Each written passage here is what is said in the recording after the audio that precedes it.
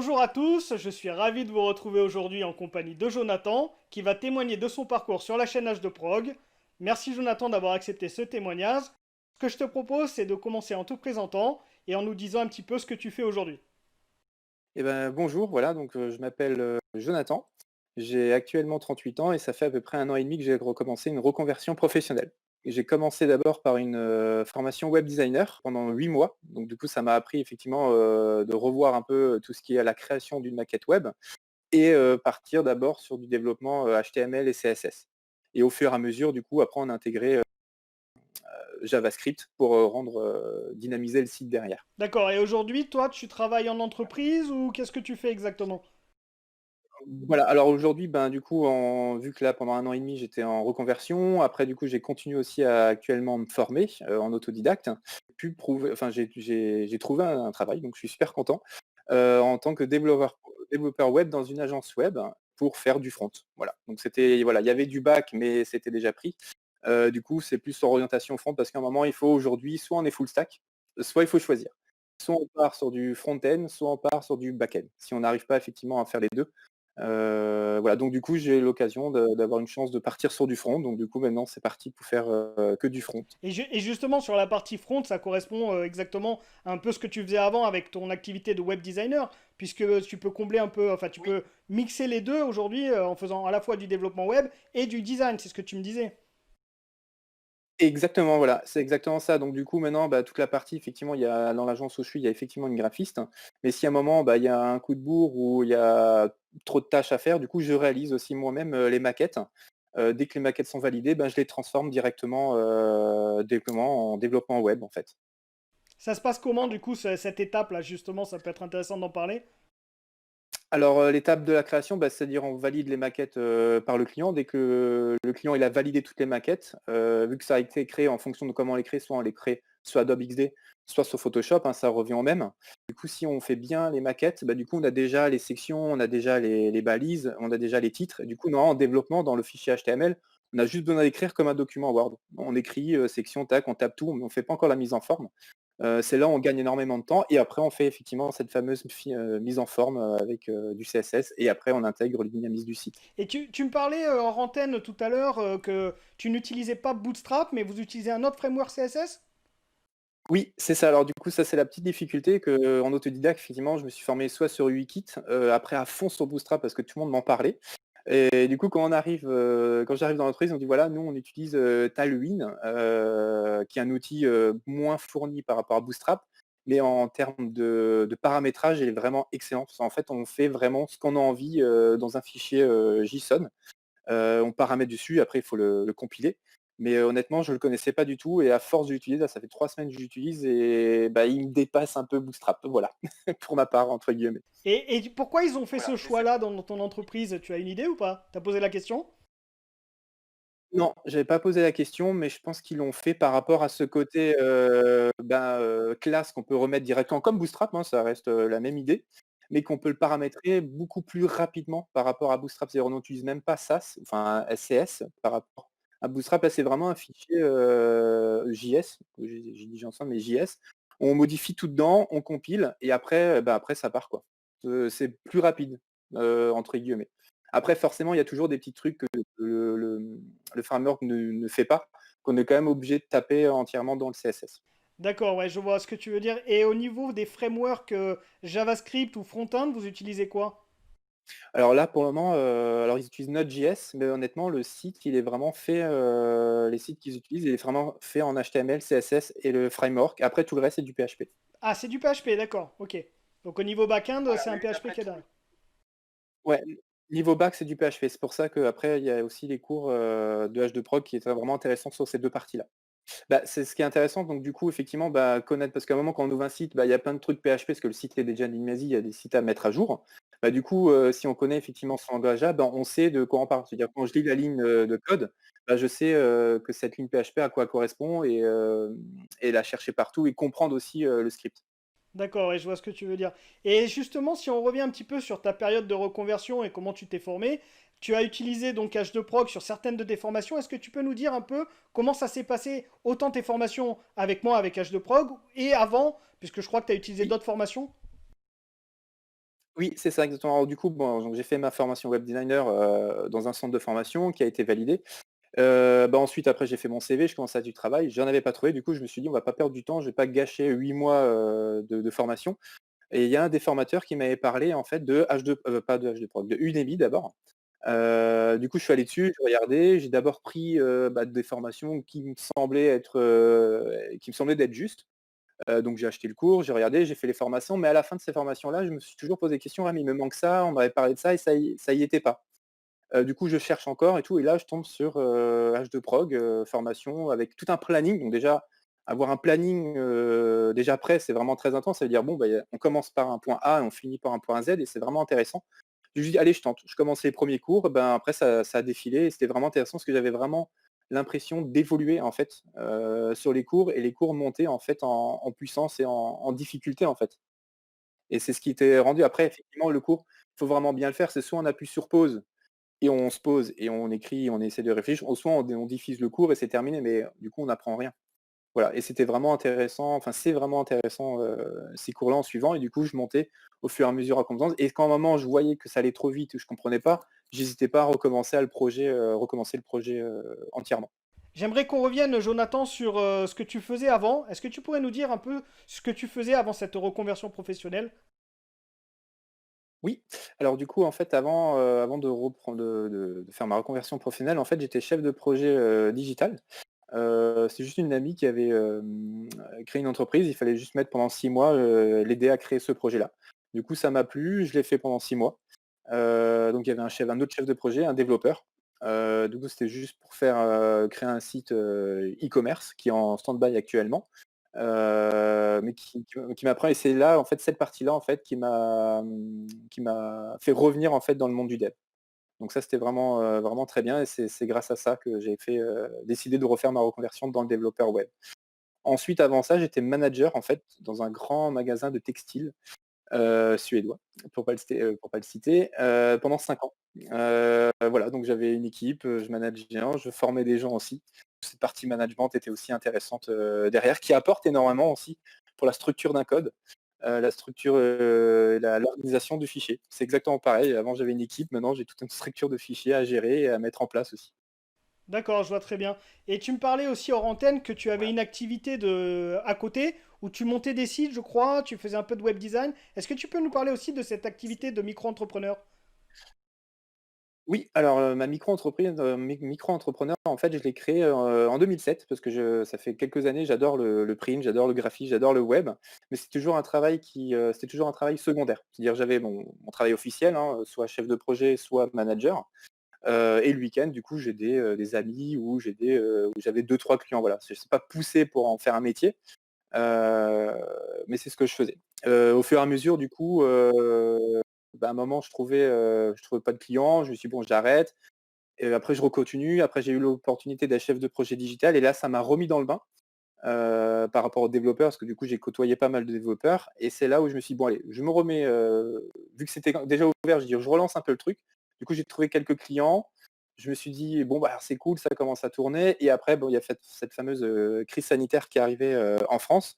Je me suis dit: «Bon, ça arrive, c'est des choses qu'il faut faire». Je me suis dit: «Je repostule, je cherche». C'est là où j'ai trouvé, un travail, hein, en tant que développeur front web et je me suis dit: «Bon allez, je ferme la société» et du coup, à fond pour me concentrer, sur ce nouveau métier.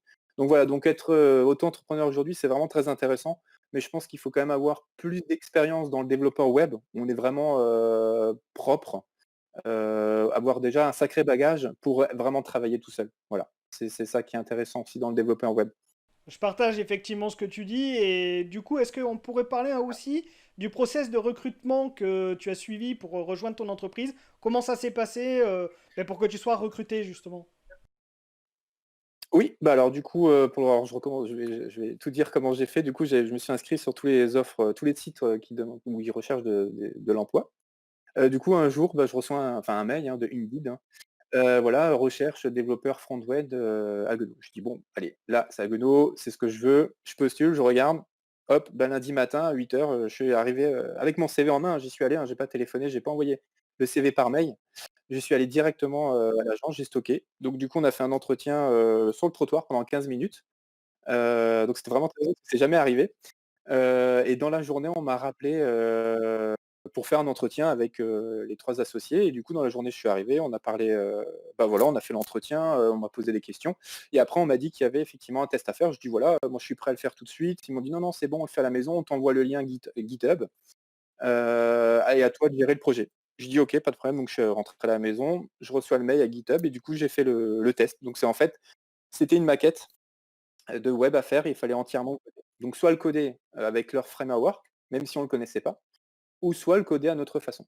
Voilà, en utilisant avec, il y avait étape 1, étape 2, 3 et en fait le test montait en difficulté.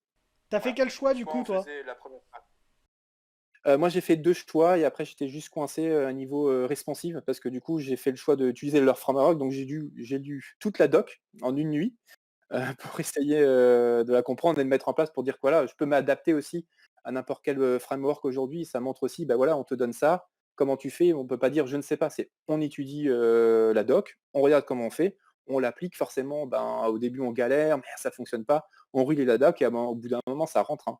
C'est comme Bootstrap mais c'est voilà, c'est une autre doc et voilà, donc je suis resté à l'étape 2. Oui? Non, je voulais te dire, je suis pas à la place de l'entreprise, mais je pense que tu as fait le bon choix de choisir leur framework et d'essayer de t'adapter. Parce que justement, le rôle d'un développeur, que ce soit dans le web ou autre chose, c'est aussi d'utiliser les compétences qu'on a, qui correspondent pas exactement à ce que fait l'entreprise, mais à s'adapter. Il faut être polyvalent et je pense que tu as fait vraiment preuve de cette polyvalence qui est nécessaire en entreprise.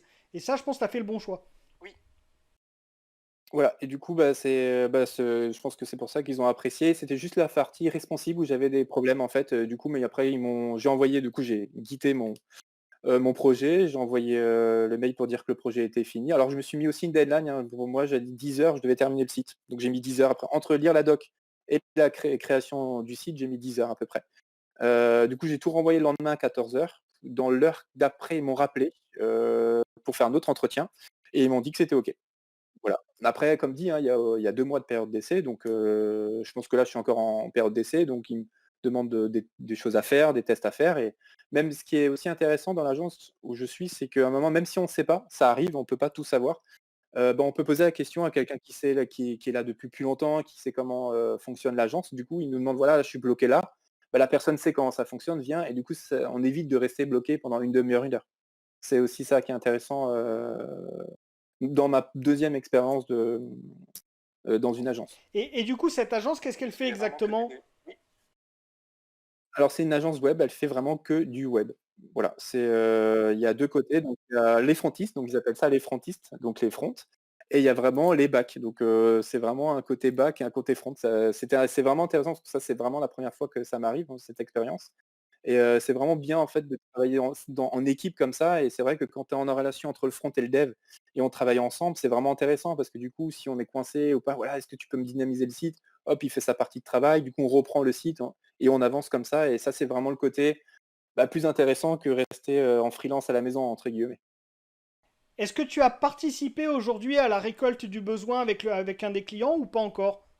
Alors pour le moment, c'est le chef de projet qui me donne des projets, qui m'affecte des tâches. Là maintenant, bah, du coup je crée là pour l'instant j'ai créé toute une maquette de site web, donc ça a été envoyé hier soir.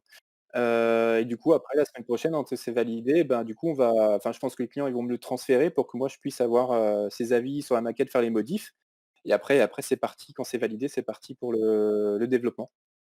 Voilà, donc tout doucement, en fait, plus j'avance là ça fait 3 semaines à peu près, plus j'avance, plus il me donne un peu plus de tâches à réaliser aussi et plus de alors comment on peut dire ça? Bah, plus de contacts clients. C'est vrai qu'au début, bah, quand on est nouveau, on n'a peut-être pas envie, de les clients et là de plus en plus, je commence à avoir des contacts avec les clients aussi. Donc ce qui fait partie aussi aujourd'hui du métier de développeur, qu'on soit back ou qu'on soit front.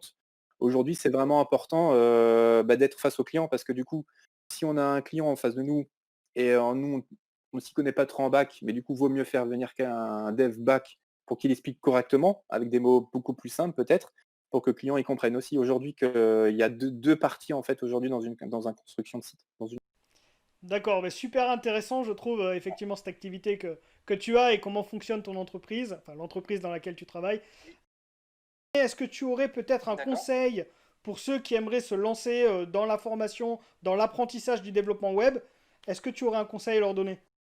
Alors ben, un conseil, bah, de suivre entièrement les cours H2 Prof du début, parce qu'honnêtement, c'est vraiment bien fait. Les cours sont bien faits, on apprend réellement et de pas tout de suite chercher, «Bah, je vais faire du PHP demain». Non, non, si on n'y connaît rien et si on apprend, on découvre le métier, honnêtement, il faut surtout pas hésiter à commencer par la base, du HTML.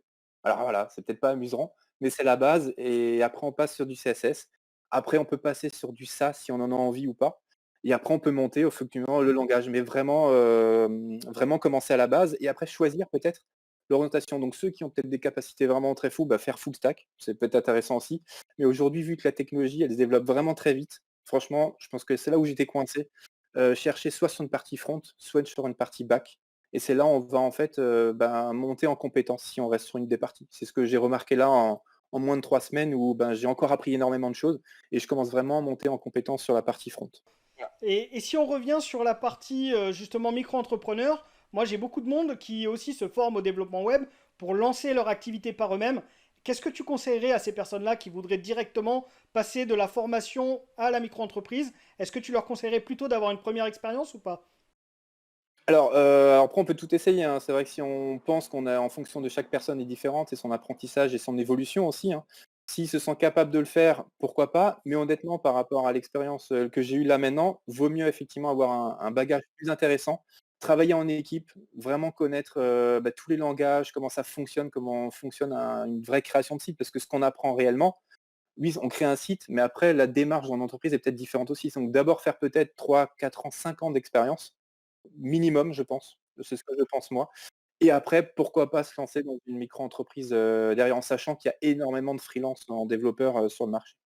Et t'as pas eu trop de mal justement à trouver une entreprise? T'as mis combien de temps à peu près pour avoir décroché ce job? Bah, si je compte depuis 1 an et demi, j'ai fini ma formation en décembre. Du coup, j'ai commencé en janvier, 2020 à chercher. Donc du coup, on est en juillet. Après, on enlève les 2 mois de la crise sanitaire, donc ça comptait pas. Ça met quand même un certain temps, oui. Surtout que, bah, dans mon CV, ça s'est arrêté chef de projet. Après, j'ai dû faire un stage. Donc pendant ma formation, j'ai fait un stage. Donc j'avais que 2 mois et demi de stage de développeur, web. Et après, j'avais plus d'autres expériences, donc c'est quand même, aujourd'hui, c'est quand même important, enfin, c'est quand même difficile de décrocher un travail, mais il faut le trouver, il faut chercher. Faut pas Il y a des offres d'emploi, il y en a quand même énormément sur le marché. Il faut postuler, il faut chercher, donc ça manque pas et c'est pour ça qu'il y a aussi cette côté autodidacte où il faut continuer, à se former et de toute façon, le métier d'un développeur web, qu'on commence aujourd'hui ou qu'on fait métier, développeur web dans 30 ans, on est obligé de se former, régulièrement, en fait. Donc ne pas désespérer, parce que j'ai vraiment pas désespéré, hein. J'ai vraiment refait mon CV, refait mon site, je dis: «Bon, qu'est-ce qui va pas? J'ai pas décroché l'entretien, bah, alors je recommence» et voilà, après un moment, c'est censé payer. Voilà, j'ai jamais enfin toute ma carrière, j'ai toujours fait comme ça pour rechercher du travail et j'ai jamais eu, de difficultés. Même si ça dure longtemps, il y a un moment, c'est forcé, c'est obligé de tomber, en fait. C'est si on cherche vraiment et comme dit, si l'agence est à côté ou même à 30 kilomètres, franchement, on prend le CV, on y va, quoi. Ça monte aussi, ça démarche aussi parce qu'il y a énormément moi j'ai 38 ans, il y a aussi énormément de jeunes, hein, qui arrivent, qui a 20, 22 ans, qui sortent avec des licences, des masters en dev, qui développent, parfaitement, qui sont «plus propres que moi» entre guillemets sur le code peut-être, mais ils sont là aussi donc du coup là, c'est la différence que je peux faire moi, c'est prendre ma voiture et aller me déplacer. Parce qu'aujourd'hui, un jeune va peut-être plus s'aider du numérique pour envoyer un CV. Et c'est la petite différence qu'il faut aussi faire aujourd'hui. Bah, OK, on a une voiture, on est à pied, il y a des bus, il y a du transport. On y va, on toque et on va chercher le poste qu'on a envie d'avoir. Voilà, ça a marché pour moi. Je ne sais pas si ça va marcher pour tout le monde. Mais honnêtement, si on a vraiment envie d'avoir, ce travail-là, oui, il ne faut pas hésiter, à aller toquer à la porte, toi. Voilà, c'est ce que voilà, après je suis peut-être aussi de l'ancienne génération, il fallait, déposer son CV, physiquement que l'envoyer par mail, aujourd'hui. Bon ben je te remercie pour cet échange. Je te dis à très vite. Je te remercie.